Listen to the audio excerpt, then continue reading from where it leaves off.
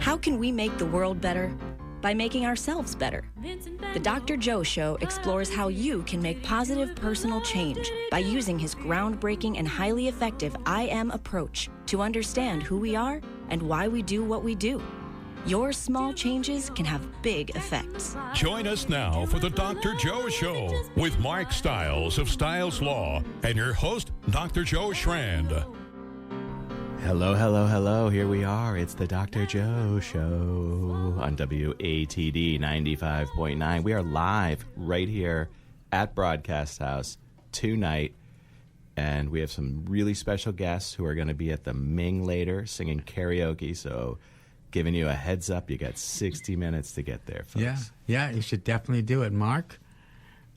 It's good to see you. It's good to be seen. It really is. And you have a couple of bruises on you. Have you been falling down or something, Mark? I don't mean to No, you know what? pull you out on this. I'm going to call out my son Timmy on this one. He knocked the cap off of my weed whacker, and I keep forgetting that the cap's not there, so it's that. No. That. Ow. So That's it's like, got to really sting, doesn't it? it burns, but it's, you know, it makes you feel alive, you know? It's like, ooh, I'm alive. Yeah. You know? You know, you may want to make a separate appointment with me about that, Mark. Okay. Yes. Because well, it is an endorphin response. Your endorphins are probably like escalating, and you're feeling good, and then it's like, that was really good. I think when I'm depressed, I think I'll just go get my weed whacker. I'm going to go get my weed whacker. Yeah, don't do that. Burn my arm. Please don't. No. But speaking of weed whacking, you're also whacking away on your bicycle in preparation for PMC. Yeah, that's challenge a coming up. Great segue. Yeah, so folks that are out there driving, please share the road with us for the next few weeks. You're going to be seeing a lot of Liker and some in shape and out of shape cyclists out there getting ready for an amazing weekend, which is in the first weekend in August 2nd and 3rd, when we depart from Sturbridge and we bicycle all the way to Provincetown. Wow. With the effort of eliminating cancer once and for all by raising money, raising awareness, and delivering those funds to our friends at Dana-Farber, who are doing amazing research, who are doing a really good job tackling this amazing problem. Yeah, it's a problem that's been around for a long time, and hopefully not as long as it's been around in the future. Yeah. They're doing some amazing work. But it's really interesting. I was talking with a fellow who works for a private company looking at cancer research. It is remarkably complicated. We need to have some of these folks on here because, we're trying to stop what cells normally do, right? So we all want our cells to reproduce. But then sometimes it's like, I think I'm just going to do this all for myself. But think about this from an evolutionary point of view. What happens to the body that is containing that cancer? It's going to die. So where is the sense in this at all? There's no real adaptive significance to keeping that cancer going when the host itself is one that's eventually going to die. So it's such an interesting, complex problem with cells. But it's incredible what they're doing, though. The experimenting and the testing and the trials, and they're having amazing success. And I think the technology that's now available is only going to fast track some of that research, and it's really exciting. And it's we're super grateful to be a part of it. A small part of it, and every year. It's kind of a state of the union, at Sturbridge. He gets, the CEO, Billy Starr, gets out there and takes the stage and brings up some of the doctors, and they start to tell some of the success stories. And it's heartwarming to see the progress they're making in such rapid amounts of time. From year to year, it's like, whoa, now they can do that, and they've eliminated that. And right. And of course they're like, and it's because of you, riders, who are helping, raise the money. And they raised $75 million last year for a 2-day event. They crossed the threshold of $1 billion. Wow. $1 billion raised since 1980 is when this first started. It's spectacular. That's spectacular. And we've got some other We riders do. right in here today. So I want to just thank you. Mark, want to do some introductions? Absolutely. So these are guys that we train with, we ride with, we commune with, we do the logistics, we ride through, we lean on one another, we support each other in our fundraising efforts and all of the challenges that go along with being part of this thing that is much bigger than ourselves, right? So sitting to my left is Jeff Dunn. Next to him is Jim O'Leary, and next to him is Judd Hill. These are wonderful human beings. Folks, if you're listening to this, pmc.org, search for your rider, Jeff Dunn, James O'Leary, as he's listed, and Judson Hill is there. And we all have a minimum that we need to raise, so, don't be shy. Join us on our journey in the way that you can. Yeah, and you can donate anything, right? $1, $1 million, and it's a tax deductible. Absolutely. Right? So it's a 501c3, not for profit, and every single dollar that's donated goes to Dana-Farber. So, all of the logistics and the security and all of the things that happen are based on our registration fee. So they collect a registration fee from us. So the donors, every so you're paying to ride? Yeah. That's really generous of you guys. Yeah. Yeah, and if we don't raise the money, they whack our credit card for that amount, too. So there's pressure. So there's that weed whacker again. Yeah. Coming right out. Yeah. Wow. And we have one other person in the room who may or may not choose to join us, but can you introduce Doug? Yeah, Doug Dunn is Jeff's father, who comes up in the summertime and rides with us as well, and it's always fun to have Doug, the Admiral, riding with us. It's a great time. The Admiral. Yeah, so we've got the captain, we've got the general, we've got the admiral. It's a good time. There's a lot of time spent on the seat chatting it up. It's so great, and while you're on the seats, you must have to protect your privates as well. So I think it's sorry. Can we say that on the air, Larry? I just did. So, gentlemen, welcome and thank you again for the service that you're providing for so many strangers. People that you'll never meet. I mean, that's what's incredible. Jay, let me start with you. How long have you been doing this?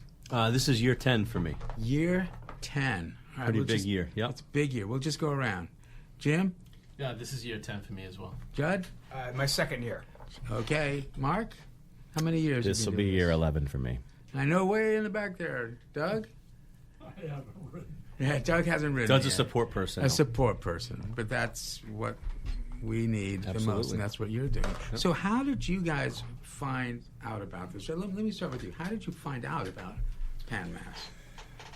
I think most cyclists are aware of the Pan Mass because it is so large.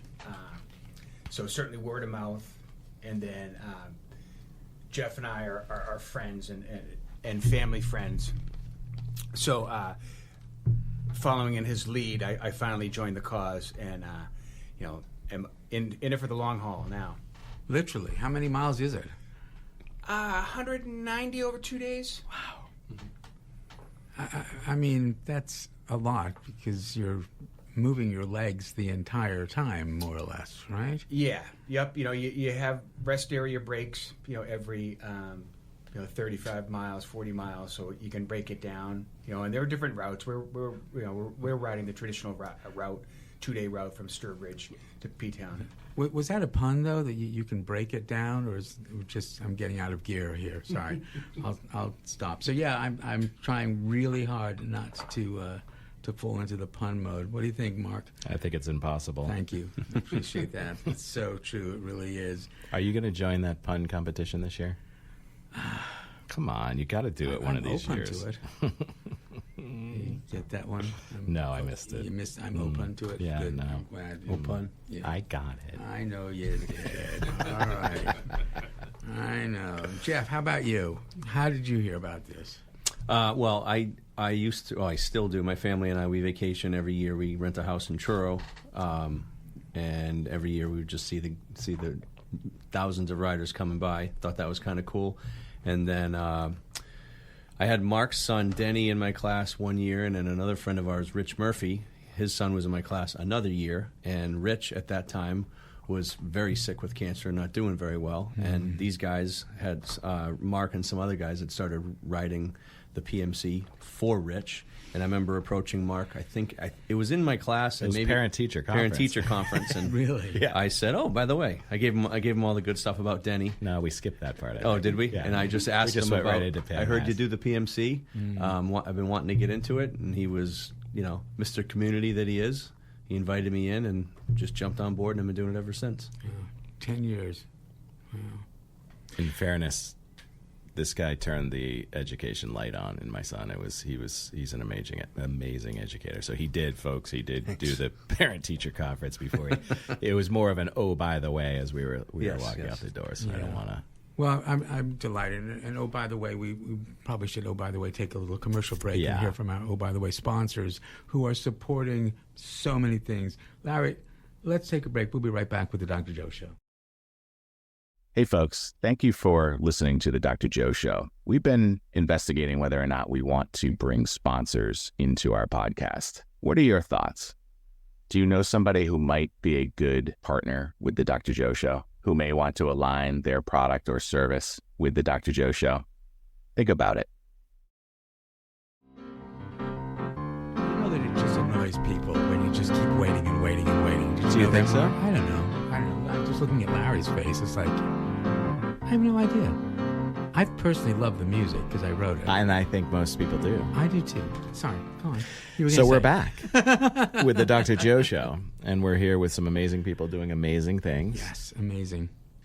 And we've heard from a couple of them, helping strangers. Who has not spoken?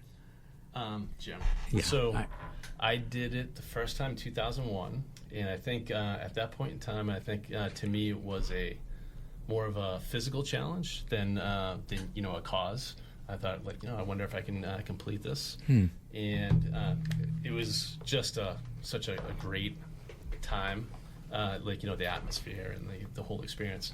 And I was always like, I'm going to do this again, sometime soon. And then I hadn't done it again for 17 years. And then when I moved back from the city, I started riding with these guys and joined their team and I've been riding with these guys ever since. What was that experience like for you, Jeff, in 2001? I think it was one of those things where you're like, what did I get myself into? Yeah. because I don't think I'd ever ridden that far at that point in time. I used to ride a lot, but mostly mountain bikes and stuff like that. And I was like, oh yeah, sure, I can handle it. But it was kind of eye-opening. I think I borrowed a road bike a week and a half before the ride, and then I was like, well, I'm going to do this. And I was like, well, I can do it.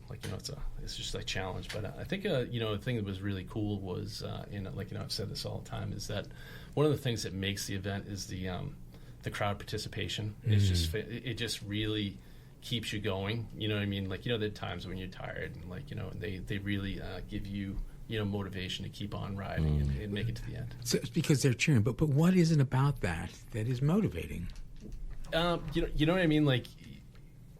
I think riding your bike long distance is one thing, but some of these people sitting out there in the hot sun just cheering at strangers all. Yeah. You know what I mean? And that's very just very nice of them. But there's also cancer survivors that are holding up signs and stuff. It's very inspiring. That's chilling. Yeah. So there's that sense of appreciation. Yeah. Well, you do feel like it's one big group. You don't know. I mean, even if you were riding alone, you don't feel like you're alone that day when you're riding. It's everybody's kind of looking out for each other and people cheering each other on, and the volunteers, and there's tons of volunteers who do a lot of work to support the people too. So you just feel like part of a big group. But at some point you feel like I just can't go one more yard. Is there something on your phone, Mark? It just blew up. It just threw up. It's blowing up because of what we're talking about. There are so many people who just want to participate. They're calling Mark all the time, donating to, it's got to be to Mark Stiles, right? At PAMMAS? I mean, how do they? PMC.org. PMC.org. And you search for your rider. Search for your rider. And there are how many riders? There's usually 6,000 plus, and they've added different loops so that it isn't as restrictive as you have to ride from Sturbridge all the way to Provincetown. They have, loops of 50 miles, 100 miles, 70 miles, and different levels of what you need to raise for money. But it's so I imagine there's more riders with that opening of the lowering the barrier to entry, if you will. And it's just been growing and growing and growing since the 1980s, you say, is when it started? Yeah, so 1980 it started with like 20 people or something like that. And it seemed crazy. Yeah. And this is the last year that they're leaving from Sturbridge. Oh? Yeah. This is the Omega class. Why is that, Judd? I think logistics-wise, to the start, they're moving to Worcester, right? Holy Cross and Worcester. I think it's logistics, just make it easier with the campus there. I'm assuming we're going to have the dorms to use. Is my guess. I think so. And I think, Sturbridge is a small town. And when you start with 20, 30, 50 people, it's like, okay, this is a good starting point. But you get 6,000 people and volunteers that come into your town for, it's really only 24 hours, but it's a lot. Weighs on the infrastructure. But Sturbridge also has Sturbridge Village. I mean, they're used in some ways to that sort of tourist component. Not to this extent. Really? It's overwhelming, just like as really. Mark said, but the amount of just people, starting and getting through, and then obviously it's gone. But I think just like Jeff said, the more space with the dorms in the city of Worcester, help them prolong the ride for as many years to come. Because unfortunately, there's such a great need, as we all know. Yeah. I think it'll be fun leaving from Worcester. Yeah. But Worcester's a wonderful town. Yeah. They really are so committed to our Commonwealth as well. They've got. Yeah. I mean, one of our recovery high schools is housed in Worcester, so I have a lot of familiarity with it. It's a terrific place. Really changed as well over the last couple of decades. Yeah, they've revitalized some of the downtown. They absolutely have. A lot of it. Yeah. So we were alluding off air that there's another story, Jeff, that you want to bring in while you're riding. Well, the why we all ride is always the same thing. We want to get rid of cancer.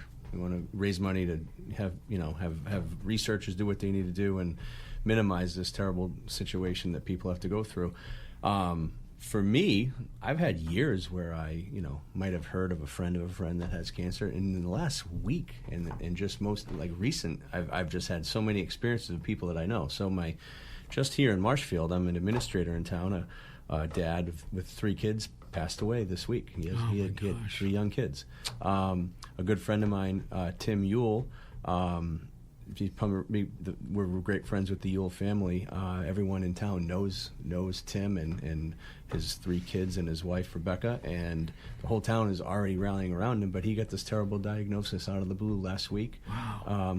That he had colon cancer, and he spent a week in the hospital, and he's home, and now he's awaiting planned treatment, and that really just stinks. And in addition to that, the day after that, my cousin, who lives in Minnesota, diagnosed with breast cancer after she lost her mom to cancer 6 months ago. Wow. My wife has a cousin who lives in Alabama, a young 7th grade boy, just found out he has some sort of cancer behind his eye. Oh my goodness. And then in addition to that, my father-in-law, he's been 4 years fighting cancer. He has all these big tests tomorrow. So he's his name is John Beckwith, and great friend of Judd's, and everyone in town probably knows him too. So it's just like I was telling Mark that today, and he's like, "Oh my God!" It's just a lot. And again, I'm not going through any of this, but these folks are. And I love to ride my bike, and I love to get out there and be with these guys. And I do usually remember why we're doing it, but now the last week, it's smacking me in the face. Whenever I meet my dad in the morning for a ride, I'm like, all right, this is why we're doing this. This is why we're doing this. I don't need motivation to get on the bike because, let me be clear, I love doing it. Some of us are cyclists who raise money. Some of us are people who raise money who get on the bike from time to time. So these 3 guys here, we love to ride. But lately it's been really, really smacking me in the face. I bet. Yeah, so. Do you think that this ride will feel different than the other ones for you because of that? I think so. We've already discussed as a team, we've been talking and texting back and forth something that we can possibly do for Tim and his family. And again, it's a money thing, but it's also an awareness thing. And our good friend Rich, that has dealt with cancer for a lot of his adult life, he's like our resident expert. Right. You know, he's the kind of guy. He's a positive person anyway, but he knows firsthand the power of positivity, the power of having people around you, helping you out, helping boost you up, being there for your family and all that stuff. So, yeah, it's going to be different. I think we're going to have something visual, and then be talking about that, because I think Jim mentioned before all the conversations that you have and the things that you see. Oftentimes, we're out riding and we see a picture on someone's back and you say, "Oh, tell me about her," and then you hear about someone's grandparent or someone's brother. Well, right now we're going to ask those same questions, but we have a lot right here in our Marshfield community that we're already on the top of mind. Do you think it will change your sense of being appreciated at all? Are you, because you'll be like just so much more determined? You know, it's not. I mean, granted, it's wonderful to be appreciated, and I appreciate what you guys are doing, seriously. But it sounds like there may be even another layer to this, like a mission. You know, I have specific reasons now to ride. You think so? Yeah, I what do you guys think? Definitely. Yeah, I think the app we enjoy, like Jeff said, each other's company. This event is really a special event, so it kind of just breeds that. You know, you're appreciative. You know, of the, like you said. I mean, it's not easy. Any of the routes. You know, there are multiple routes to ride. You know, and you know, you're on the bike all day long. But that's the easy part, as Jeff alluded to. You know, I don't have health issues right now. You know, God bless. God bless. So, you know, we're all very thankful, you know, to be able to do this, and we do it with a smile on our face, even when we're, you know, suffering. And that's, you know, part of the PANMAS community, so we're lucky. I think for me, my friend Mark here has always been good at pushing me to be a better fundraiser. I was in sales very many years ago, and I hated the job because I had to ask people for money. Yeah. And I don't think I've ever gotten over that. But Mark's kind of turned that, made me understand a little bit. I'm not asking people for money. I'm asking them to join us in raising money to get rid of this disease. But I think with all the things that we just mentioned, I feel like now there's a little bit more of a purpose to bring awareness. And there's awareness of, it's still going on all over the place, but right here in our community, and awareness that our community members need support. Yeah. So I feel like that's a kind of a new motivation for me personally. Yeah, there's nothing that immunizes one against having cancer. It crosses all socioeconomic boundaries, every single one, and all ages as well. You know, and we're fortunate that we, you know, can ride, that we can have our health, and also that we have our sponsors to support us in all of this. So with that, let's take a break. We'll be hearing from our sponsors. We'll be right back with PANMAS Challenge Champions. Hey folks, welcome back. So any thoughts? Do you listen to other podcasts? Do you see how they do the sponsors? Is there a way that they're utilizing sponsors that you enjoy or you don't enjoy? I listen to SmartLess, and I really enjoy how the co-hosts share the voiceover for the product or service. It's really funny for the most part, but it's unique. It's them really endorsing. Does that work? What do you think?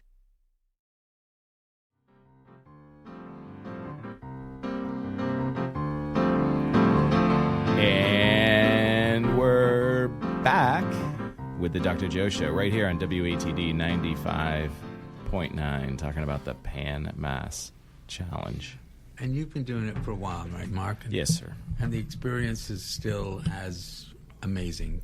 It is. It is a glorious experience of gratitude. I mean, if I'm going to put one word on the weekend and what we're doing, it's gratitude. It's, you know, thank you for riding. Thank you for volunteering. I'm 21 years old because of you. Yeah. It's this mission. You know, everybody's rowing in the same direction. It's for these 2 days. I thought it was a bicycle. You've done that before. I have. And I actually paused, I I was like, that. is there another way to say this? Because I know that's coming. But it's that singularity that you know, all together, and you know, it really, you know, it humanizes everything, you know, with all this that's happening, and with artificial, and you know, what's real, what's not. I mean, this is real. Like the human interaction, the gratitude, knowing that you're having impact. It's really special. And you know, you end it and you're like, I don't know if I'm gonna, you know, sometimes in the winter times it's like, I don't know if I'm gonna do it this year. And it's like, how do you not after the when you're injured? Though, don't look at me like just so people know. Yeah, all of his colleagues looking over at Mark just now saying, "What are you talking about?" So I'm healing an injury right now. So it's that weed whacker, baby. No, but it makes it a little bit more challenging. But you know, but at the end of the day, and it's part of, you know, the struggle of the ride when it's really hot and you're going up that hill and you're like, oh my gosh, this is really challenging. And it's easy to sit back and say, you know what? I don't have cancer though. Right. I'm not going through treatments. Right. I'm not going through the struggle that somebody else is. Pedal. Your struggle will be over in 30 seconds at the top of the hill. Yeah. And then you gliding. Yeah. Yep. Yeah. And thank you. Now that I'm 21 years old, I mean, seeing signs like that must be great. Absolutely it's chilling. And I mean, it gives me the chills just thinking about it. Yeah, me too. And it taps into that part of us as human beings that here on the Dr. Joe Show, we really, really want to remind people, right? That every time you remind someone of their value, you increase your own value. And that's what you're doing. You are helping strangers. And then they just recognize you. And notice, it's an incredible part of who we are as human beings. We need so much more of that in the world. We can all do it for each other. And yet, we have all these silly, dangerous, stressful moments where, honestly, even 100 years ago, folks with cancer were abandoned, right? Just let them die. Right. You know, they must be sick. There must be something wrong with them. Just let them die. I'm so glad that we don't do that. And the research is profound, what they're doing at Dana-Farber. I mean, you know, but boy, it's still a challenge, again, because of this simple, small change, this genetic component in a cell that says, I'm going to survive at the expense of everything else, and will mutate and change and change and change. So it's not discouraging at all, but it's anticipating you guys are going to be doing this for a long, long time, because even when this round of cancer is cured, the cells are there going, you know, let's try something else. And then you guys will go, well, let's get on the bikes again. Really. Because this is an evolving science as well, really understanding it.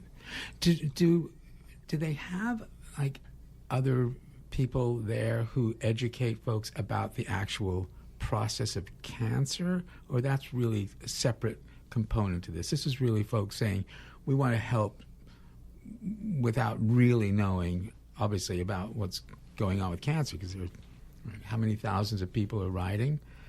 But there must be someone. That's why it would be great if we could find someone. I wrote over to Dana-Farber to see whether they have an expert that they want to bring on the show. So I'm waiting to hear back from them, but hopefully they'll be able to also send somebody in. Because there's that education side as well, why we're doing it, how we can help, and that it's not going away. It's not going away. So the folks that you ride with here as a group, you guys have known each other now for how long? And do you have a name for the Marshfield folks? Well, we've known each other, you know, here it depends. I mean, some of us have known each other I've known Judd for 20-ish years. I've known Jim for about 10, but my wife has known him almost whole life. Known Mark since Denny was in my class. What about the guy in the back of the room? I've known him all my life. Okay, just check. The things that brings us all together is something that's Marshfield related. So our team name is Marshfield Rams Cancer. Yes. The guy that's kind of like in charge of our team is a guy named Jay Morrow, who went to Marshfield High. He lives out outside of San Francisco now. But everybody on our team, I think I last checked, we have 30-ish people. I think it fluctuates, so great. but everybody has a tie to Marshfield. I mean, it could be a hardcore tie like Jim, who grew up here, and Judd, who was born and grew up here. It could be something a little softer that they're a friend of someone on our team, but they just join our team because it's pretty cool. On Saturday, everybody wears the same PMC shirt. Okay. All 7,000, 6,000 riders have the same shirt. On Sunday, everybody has their team shirt. Oh, that's so you'll see great. 30 people in this cool shirt. You'll see some teams with just 3 people, but that's their team, and that's a really cool thing to see. And it's not a competition. Right. It's a party. It's a party, and it's a celebration of life. And with that in mind, are you guys riding together? I mean, like, because there's all sorts of stuff with bicycling, and when there's more competition, but who's in the lead so they can break the wind for the others, but do you guys like stick together? We need a clarifying question. Is Mark in a good mood on that day, or is he crabby? Because it depends. I think you should clarify that right now. If he's in a good mood, we got plenty of time. Has Mark trained enough? He's in a good mood. Yeah, for the most part. We kind of have 2 chunks of people. Okay. Mark's and everybody else. When he's in a good mood, he's with us. Sometimes I ride my own ride. You know? Of course. Yeah. Well, no, I'm just giving. But you guys, the volume of people together on the roads, dictate that because you go from like pocket to pocket. I see. So you're always trying to find your little lane to stay in. So we do ride together. Yeah. But we might be spread out over a little bit. But what is fun though is riding with strangers, right? Every friend was once a stranger, right? That's and right. you absolutely connect with people, and you'll ride and talk with them for a couple miles, and then they're gone, and it's really great. That is so cool. Well, Jim has a funny story about last year about Paulie. You keep telling me when he was worried that we were going ahead. Oh yeah, so Paul, who joined us last year, I think he's ridden with more formal groups in the past, and they ride in tight groups. And I think last year he kept on saying he's like Buck fell off the back of the train. Buck fell off the back of the train. I just looked at him. I said, he'll catch up. Because we would all it's funny. We'll bike together, and then we'll break off, and we'll join other little trains and stuff like that. And then you bike by yourself, and then strangely we all end up back in the same pack, and it just happens organically. It's very cool. Yeah, it is. Riding in some of those trains is pretty exciting. Tell me what does that mean, riding in a train? It's considered a peloton, right? The line. Good use of the word, Mark. You are right on somebody's tire, and it's 10, 12 people in a row, and it creates this vortex. Yes. And I caught a couple trains in the years past where I was going faster than I've ever gone before, and it's without much less effort than ever before. Yeah. It's really the aerodynamics, right? So that's drafting off the person in front of you. Yeah, so explain it. So that's what you mean by a train? It's literally you are riding and somebody else there breaking the force of the wind in front of you. Isn't that? And then there's a sucking motion that happens, and it's it's really cool, especially when you're kind of tired. You're like, oh, here comes a train. I'm going to jump in. Yeah. And sometimes it's a wedge. There's it's 2 lines going together, and it's they're skilled cyclists, and you have to be very aware because you're on people's tires, right? So everyone's calling out potholes and things like that, and it's the first time you jump in, it's a little nerve-wracking, but once you get used to it, it's wow, this is fascinating. It's and incredible. Then does the lead switch off then in those? Typically. Like, somebody will like back off and somebody else just takes over? Well, we happen to have one guy that rides really fast and he's very strong. We just get behind him for the whole time. But theoretically, Is that Mark? No. No. Oh wait, sorry. I should have paused and reflected upon that for a little bit. You could have paused a little bit. Sorry. Can I give a shout out to two new Please. riders? Please. Jim reminded me. So Paul Reardon joined us last year as a first-year rider. His daughter, Gabby, volunteered last year along with the Kahn kids. Jessica Kahn is another friend of ours who rides on a different team, but these high school kids volunteered. The volunteers are amazing. They, like I said, we all love to ride, and it's our favorite weekend of the year. These people volunteer for 20, 30 years, and they might slice oranges for 2 days. They might pour water. But these kids from Marshfield volunteer. Gabby was so taken by what she saw last year. She graduated this year from Marshfield High. She's riding. Wow. So I Thank you, Gabby. see what high school kids do in between their high school and they go to college. They're working. They're trying to figure out her to put that time in to train, and she's a hardcore rider. She's very strong. Great and there's athlete. another young woman named Annabelle Apgar who's also from Marshfield, just graduated. She's not part of our team. She's part of her uncle's team, but it's cool to see the young kids find some interest in doing this. And I don't think Gabby's doing it because she just wants to ride her bike. She saw firsthand all these people coming through, the tears, the anguish, the excitement, the sadness, and she's like, I want to be a part of that. Yeah.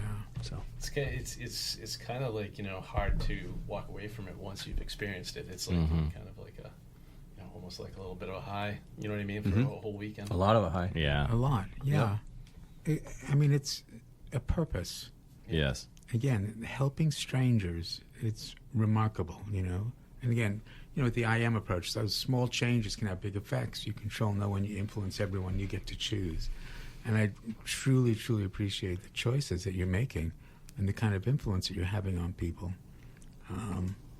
It is remarkable. Speaking of Mark, that was a remark. That's a pun. Yeah, I couldn't help it. But again, the idea of strangers helping strangers in our world, isn't it just, it's just wonderful. We've had so many times when strangers compete against strangers, when entire groups will say, I don't trust you because you're a stranger.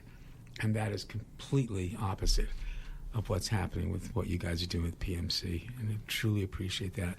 We're also very grateful that we don't have many strangers who support us. We have our own sponsors who support us, so we're going to listen to their challenges. Let's take it, Larry. We'll be right back with the Dr. Joe Show. Hey, welcome back. And again, we're super grateful for you listening to the Dr. Joe Show. If you have anyone that you think might be a good sponsor, shoot us an email at drjoepodcast@gmail.com. DRJOE podcast@gmail.com. Give us your thoughts about the show, too. We're wondering, are we talking to the trees, or are people really gaining value in this? Please let us know. Thank you again, and enjoy the rest of the show.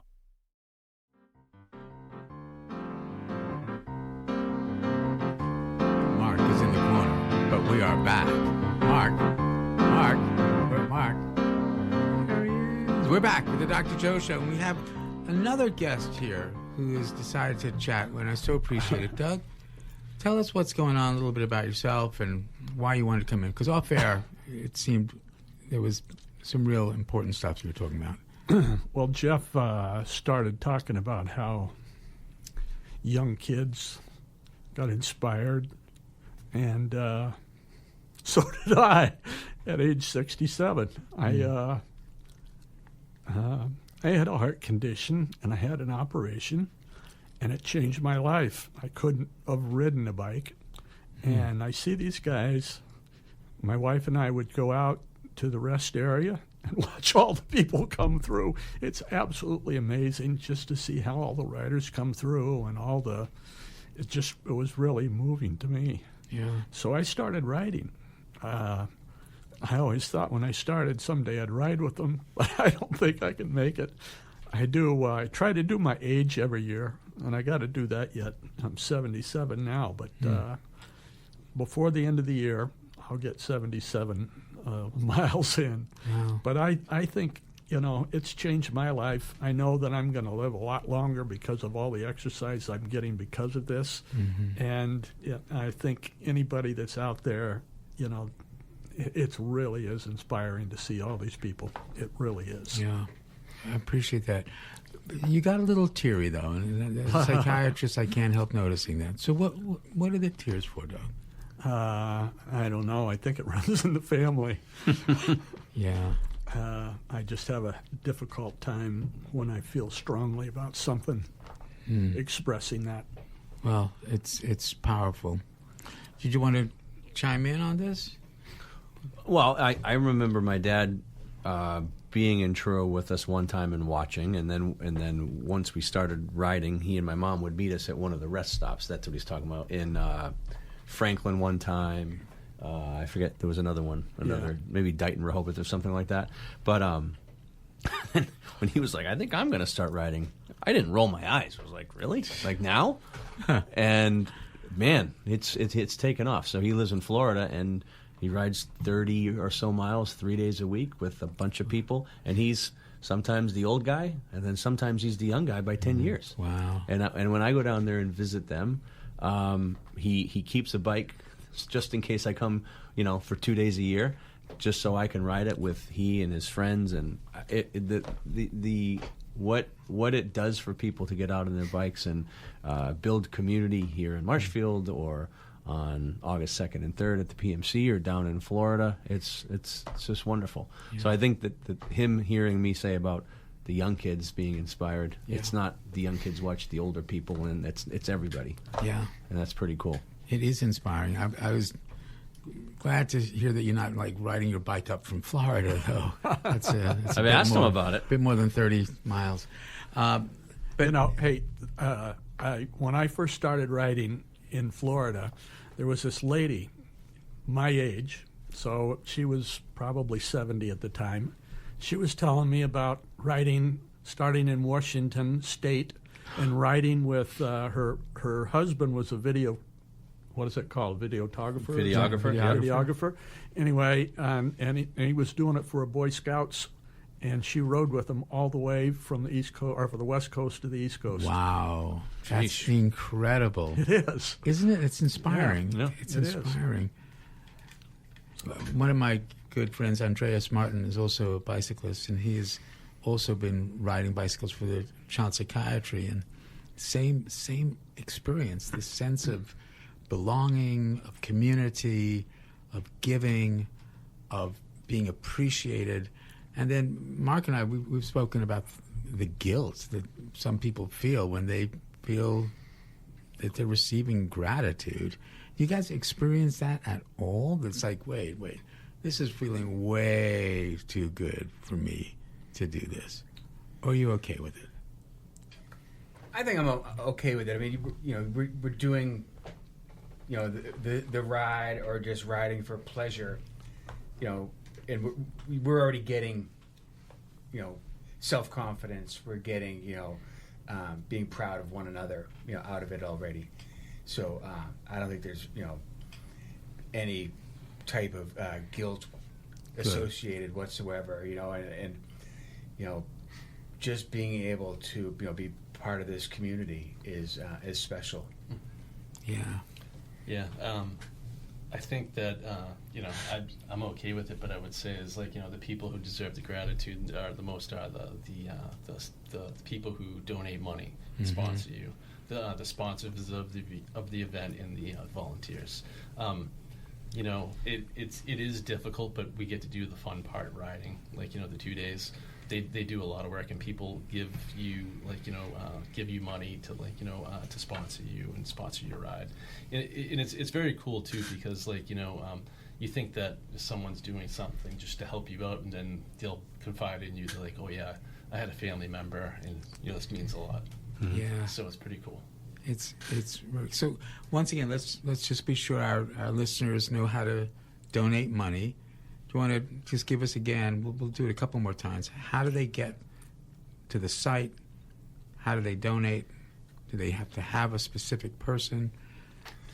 So PMC.org, and then you can search for the rider, and for myself, you can search under Judson Hill. And I appreciate any support. Thank you very much. Yeah. James O'Leary and Jeff Dunn. I'm the third, and then Mark Stiles, who's in the back now. And that's P as in Peter, M as in Massachusetts, C.org. Correct. And it's .org because it's a nonprofit. Mm-hmm. Yes. Correct. Yeah, that's great. And I assume that the donation, you get some receipt or something, or that's one important thing to note, is that they say that every dollar donated to sponsor riders goes to the cause. Yes. So I think the cost of the event is covered by sponsors and donations and stuff like that to the event. But like anyone who donates to a rider, that money is going directly to the cause. Yeah, I think that is important. So for every dollar that you donate, it's not like for some organizations, it's you get 90 cents because there is administrative charge. Mm-hmm. So this is $1. 100%. Yep. 100%. And folks, think about what you're actually doing here. You also are contributing to saving the lives of strangers, people that you will never meet. And yet, somewhere, we are all so connected as human beings. You never know. Somebody may say, Dana-Farber saved my life. Did you know about this PMC thing? And you can say, yeah, I actually was a rider. So we've got a couple of minutes. And as you guys know, the IM approach, we are always influenced by 4 domains, responding to them: the home domain, social domain, I see the way I see myself, the way I think other people see me, and the biological domain of your brain and body. And we're talking about all these things today. Because the domains interact, a small change can have a big effect. We don't need to change everything. So I'm going to ask each of you, start with you, Judd, what small change can you recommend to our listeners based on what we're talking about tonight? Be consistent in whatever you do. I think, obviously for us, cycling, being consistent in our training, but just in any of your endeavors, just be consistent. Yeah. Jeff? I would say the whole concept of thinking about that you get to do things as opposed to you have to do things. Because as we've been sitting in here, I've been thinking about my friend Tim Mule again, and I get to ride every day. I get to do that. I never have to do it. And there are some days that you feel in any walk of life that you have to do something. If you just turn that into I get to, and be happy that you're able to. I think that's a small change. It's pretty easy. It might change your mindset. Yeah. Jim? So I think, we all spend a lot of time just, thinking about ourselves, being concerned about ourselves. I think that, people should, try to be there to be supportive to your friends and family when they need it. Yeah. Boy, especially right now, there's so much turmoil in the world. It's so important. But to recognize also that our friends and family don't need to be confined to the people that we know, right? Every friend was once a stranger, as Mark, knows, and we have huge groups in here in this world that we could really all be supporting each other. Doug, what about you? Small changes can have big effects. What small change can you recommend to our listeners? Well, I guess when I think about this whole thing, it's really the awareness of this whole endeavor, and I think people are not aware of it enough, and I'm just so amazed at all that they have done. $1 billion, that's a lot of money. It's a lot of money, and all the good it has done, and all the progress that they've made in the cure of cancer. It probably will never totally be cured, but I'm just amazed by that. Yeah. And we're learning so much more thanks to what you guys are doing. The second truth of the IM, you control no one, you influence everyone. And you get to choose the kind of influence you want to be. I am going to be presumptuous and say I think I know the kind of influence that you guys want to be. And I truly, truly appreciate it. And there are many, many people who appreciate it as well. So thank you, and I expect to see you guys back here next year to tell us more about PMC. pmc.org. Find your rider, contribute. Let's save some lives. Thanks, folks.